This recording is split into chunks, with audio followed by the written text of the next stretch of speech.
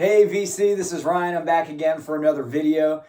Just kind of showing you some things that I've picked up recently. And before I start, let me say, hope everybody had a Merry Christmas, Happy Holidays, all that good stuff. Let me start by saying I thought that I wasn't a big fan of live albums. I really never cared much for them. And then I was looking through the things that I've recently picked up. I'm like, there are a lot of live albums in here. And so I said, okay, I'm going to make a video. We're going to start it. And it's called 5 for Live. That's what it's called, 5 for Live. So we're going to pick 5 live albums, preferably your most recent live pickups. And you show them, and we'll do it that way. So let me start from the first one. This record is really cool. It is Lou Reed, live at Alice Tully Hall. This says it's Lou's first solo show in New York City, the first time ever released on vinyl from 1973, the Transformer Tour, which is my favorite Lou Reed album and the first record I ever bought. So here you've got nice gatefold, real cool picture. Yeah. So this album, it comes with really, like a cool little sleeve, nice picture, little essay in there. And it's on nice wax. It's on like a burgundy, kind of purple. Real nice RCA. Okay, it's kind of like, it is like there's like a little marble in there. You can see it when you hold it up to the camera. I didn't really notice that. So this album is really cool. Okay, so I love Lou Reed live, Rock and Roll Animal. That album is so good. I love it. That's why when I picked this up, I'm like, okay, it's probably going to be good. And I'll tell you this. It's not as good as Rock and Roll Animal. But what this album has going for it is the set. Okay? You've got the best, like, Velvet Underground songs. You've got these awesome new Lou Reed songs, Transformer, that were, just classic songs. So it starts off with White Light, White Heat. And what I love about this version of White Light, White Heat is they just rev it up. It's not like kind of droney like the Velvet. It's just go, like pedal to the metal, White Light, White Heat. And like Lou Reed kind of does, he tries to do like the oohs in the song. And the first couple are kind of bad. I think he was just warming up. He just got out on stage, so we'll give him a break. But they're kind of laughable. But I guess, that's what makes, Lou Reed's not a great singer, but, even for his standards, But the set is so good. And then it goes on Wagon Wheel from Transformer, I'm Waiting for the Man. Now, the only thing I can say, the whole album is good, and the backing band is great. I think they're called the Tots. Different backing band that was on Rock and Roll Animal. The third track, Waiting for the Man, like, classic song. It's so good, but on this release, it kind of falls short for me. Like, they had an opportunity to keep the pedal to the metal, keep going, like that the way they did White Light, White Heat, and that kind of dropped it. It has like a little less energy than everything in the set. And I know in a set you want to kind of have like the ups and downs, the slows, but like that, just keep cranking it, just keep going, because you're doing Sweet Jane and 2 more songs, and you can slow it down, but I'm Waiting for the Man. I don't think it called for that. And I don't know, you listen to it. To me, it seems like it got like a tiny bit sluggish. But, dude, it was $6 to see Lou Reed in 1973. Please. That's crazy. So this album, I think it's great. You still have Vicious, I Can't Stand It, Satellite of Love, Heroin, I'm So Free, Walk on the Wild Side. And then he closes the show with Rock and Roll and Sister Ray. And it's a fantastic live album. So that's my first one. Lou Reed live at Alice Tully Hall, 1973 on the Transformer Tour. It's a double LP. You get a different picture on this sleeve. And then this is just the credits on the back. Yeah, Lou Reed and the Tots. That's what it is. Not as good. I don't remember the name of the band that he had backing him for Rock and Roll Animal record, but they were fantastic. But this is good. Not as good as Rock and Roll Animal, but cool. So the next one I'm going to show you is my favorite one of the bunch. Not only is the set phenomenal, but it's the packaging I love. I think it's great, and it is Iggy Pop Kiss My Blood, live in Paris in 1991. Yeah, live at the Olympia in Paris, 1991. So it opens up like this. It's like a little, kind of it's like heavy stock. It's not really cardboard. So in it, you get an original tour poster, a little replica of the original tour poster. And this is the first time this has ever been on vinyl. The poster's pretty cool. It could be cooler. And not only do you get 3 LPs, but you also get the show on DVD. And I didn't realize this was the show. I'd seen it on YouTube before, and this show is excellent. The DVD, I haven't popped this in yet because I've seen the show on YouTube, but I'll watch it eventually. We dropped it. So the first vinyl in it. So this show, let me just say, it starts off with Raw Power. He comes out, and he's just unhinged. I mean, it's just so aggressive. It's so much faster than the Stooges, and it's nonstop. It's like an assault. It's so good, and the show is really like that. He doesn't stop kicking your ass, and it's like an hour or so. It's unbelievable. So this is the little sleeve. It says Iggy Pop, big deal, but each record is a different kind of splatter vinyl, which is really nice. I like it a lot. So that he comes out and does Raw Power, and then he does 5'1", and New Values. I love that record. I love the first side of New Values. Then it kind of gets so. But I wish he did a few more. I wish I'm Bored was on here. New Values and what's the other one I like? I can't remember it.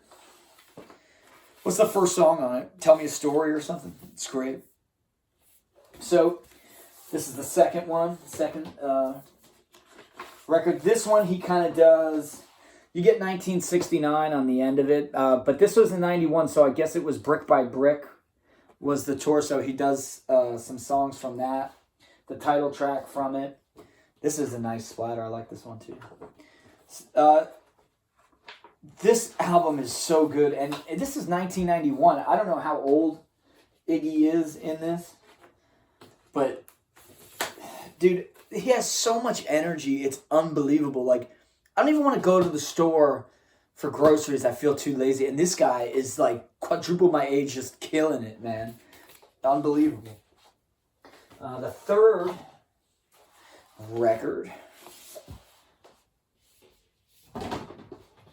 Oh, he does Candy, I Want to Be Your Dog, No Fun, Search and Destroy, Down on the Street, The Passenger, Louie Louie, and then he finishes with Jimi Hendrix, Foxy Lady. So this one is chock full of Stooges stuff, man. This set, for 91, I don't really know what else he was doing around that time. I'm not a Iggy historian, but I bought some Iggy Live stuff, from around this time, and he wasn't doing any of this stuff. It was all, his newer kind of stuff, and this is a treasure, man. This album is so good, and you gotta get it. You just have to. It's so good. So that's Iggy Pop, 1991, live in France. There's the back. I just love the packaging is great. It really wasn't that much, It's a really nice value. But yeah, that's the second one. That's the 2 out of 5.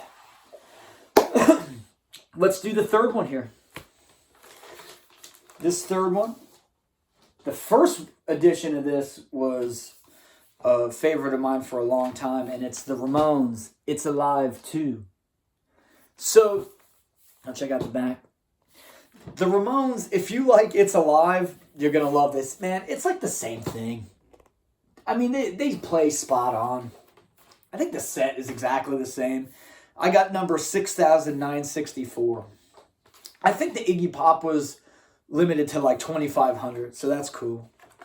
And the packaging on this too is really nice. It's heavy stock, and the back it's 3 sides, and then the back is etched with Gabba Gabba Hey. I don't know if you can see it with the light, but it says it there. Sire. This is great. I think this is the night before they recorded It's Alive, the actual thing that came out. And I mean, the Ramones are classic, man. This stuff's timeless. And I love the kind of like, this looks like an 80s kind of horror movie. Like it'd be like Freddy Krueger, you know? But no, I think like I said, the set is exactly the same. And I really like the packaging. I think they did a really nice job on it. And that's my third one, 3 out of 5. All right, let's go to number 4. So this one, he's my favorite musician, entertainer. I got to say, hands down. And it's Chuck Berry. The album is Rockin' and Rollin' New Year's Eve. This is 1984, the show. Yeah, so this is a lot of gatefolds and stuff. But yeah, that's nice. It's cool. Look at that shirt, man. Look at Chuck's shirt. That's pretty wild. He wore this a lot. He wore this shirt a lot in the 80s. And then the back. You know, the art, I don't know. You could do something cooler for the middle. These are all pictures we've seen before. So it's like, give me something new, you know. This is, 1988 was the show.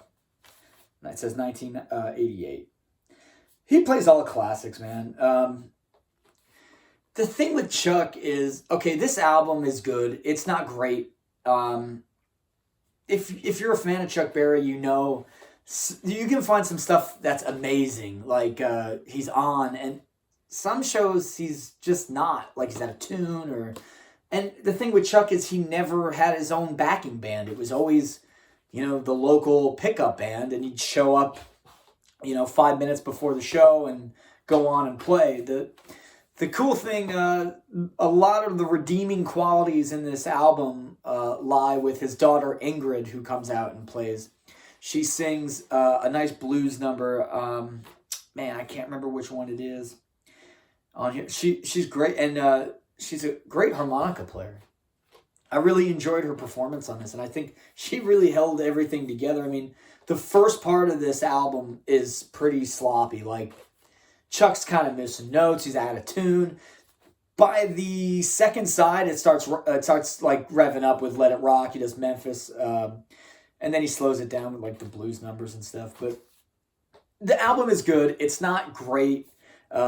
This is one of the I have by far worse Chuck Berry live bootlegs on vinyl. This is official, but I was lucky enough to see. I idolized Chuck Berry, and I was lucky enough to see him 3 times, each actually on New Year's Eve. He was in his late 80s when I saw him. He would do 2 shows each one night on New Year's Eve at BB King's in New York, and I would always go to the late show. And the same thing kind of happens at the end of this album that happened to me one time. I think it was like the second time I saw him.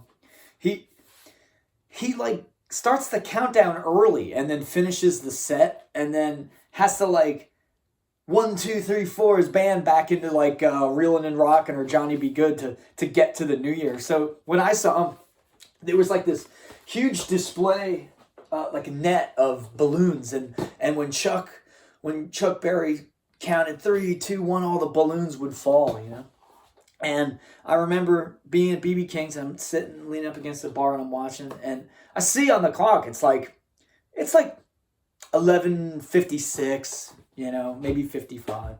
And out of nowhere, he just starts going, 10, 9, 8, and we're all looking around. So when Chuck Berry counts down, you count down, man. You don't question. If Chuck Berry says it's midnight, it's midnight, right? So he counts down 3, 2, 1, and then they try to open the net, and the balloons don't fall. And there's a guy with like a stick, and he's just kind of hitting them, and then they all start falling out, and it's going crazy. And then somebody comes over and tells him, like, Chuck, it's not the New Year yet. It's not midnight. And he played the lick to Johnny Be Good for another 3 minutes, just over and over and over, until somebody gave him the nod to say, Chuck, start the countdown. So then he did, and then we all just did it again. No balloons. Sans balloons this time. That's my Chuck Berry. I think that was the night, or it might have been the next time. I didn't have tickets I got tickets before for each one, and then the last one I didn't get tickets, and so I went to New York and just tried to get to the club, and I finally got through. So many streets are closed on New Year's Eve. It's hard to get around, and I finally got through, and they let me into the basement to buy a ticket. And while I was buying a ticket, the box office, the door to the venue is right there, and the box office is right there. So I bought my ticket, and then I just stood there in the doorway, and I watched like half of Chuck Berry's set until a giant mitt just grabbed me by the shirt. It looks like one of those claws that just like takes something out of the vending machine and moves you. He knew I didn't have a ticket for that show. I'm lucky I got into the next one. But I love Chuck, man. When he's on, you know. And that goes for the next guy we're going to show. So this is a twofer. This is really, since it's the first one, we'll do a twofer. So that was number 4. These two are number 5. So number 5, and it goes, I think, the same for this guy as it does for Chuck. When he's on, and when he's off, you get what you get. And the name of the band is Gang War. And it's Johnny Thunders, obviously from the New York Dolls and the Heartbreakers, and Wayne Kramer from the MC5. So, this is cool, like the little flyers and stuff. The essay in here is kind of cool, but it leaves, a little bit to be desired, I think. So, the quote on the back from Wayne Kramer: Johnny never liked when I would say, "Come on, we got to go to work." He'd say, "No, man, I don't go to work. I go play."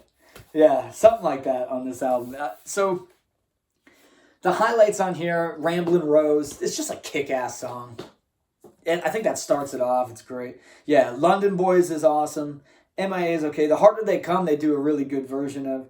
And the thing is with, like, this is, like, this sound quality is kind of shoddy. I mean, you kind of, like, Wayne Kramer's on. Like, you could tell in all these recordings he's on. Johnny's a little sloppy.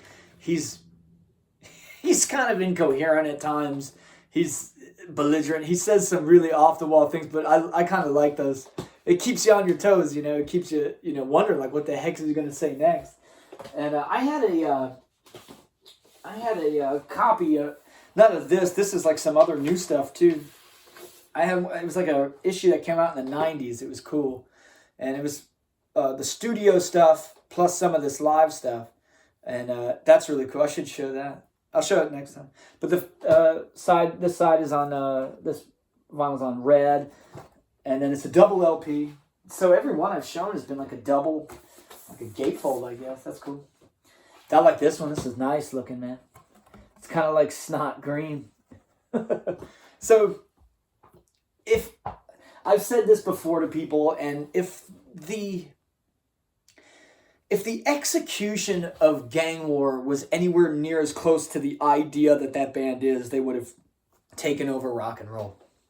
Like, you had titans. I mean, these guys were titans of that punk, and dirty rock and roll scene. Like, these guys were the best, and to a point it works, but it kind of doesn't, and I don't know. I like it. It's an interesting. If you like either Wayne or Johnny, or like them both, it's a must-have. I would say it's really good. It's entertaining, to say the least.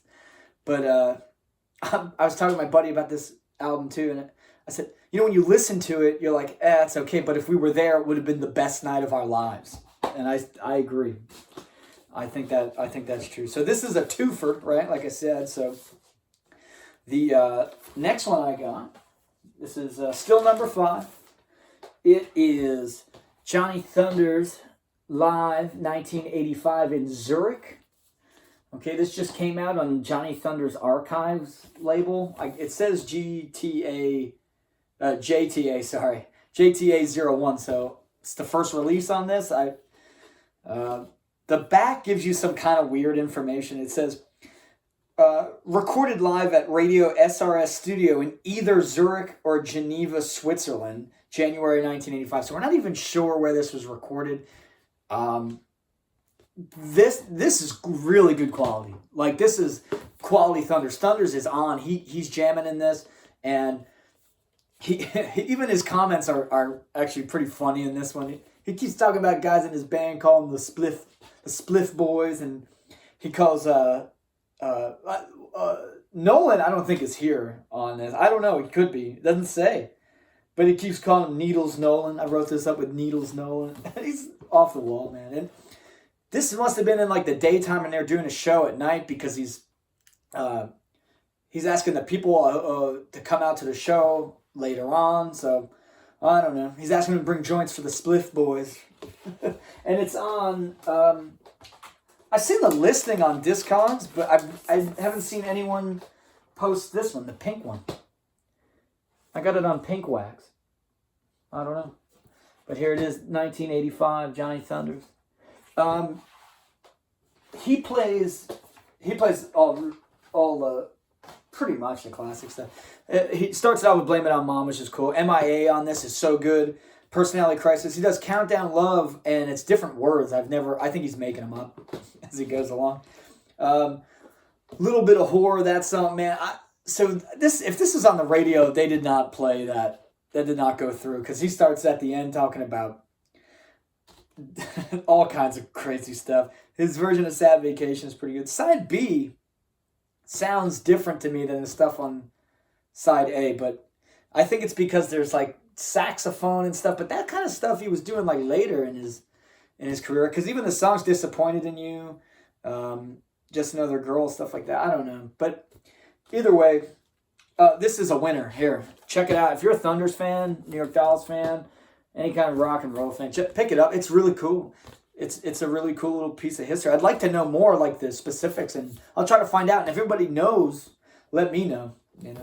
But okay, that's the live 5 for Live. I messed it up. It's kind of a stupid name. Live 5 for Live. Live for 5. I don't know. Either way, we'll do. Whatever you want to call it. Show me the last 5 albums you bought. The last 5 live albums. That's mine. I hope everybody enjoyed the video, and I'll be back soon. If I don't make a video before New Year's, Happy New Year, everybody. Enjoy it. And yeah, thanks again.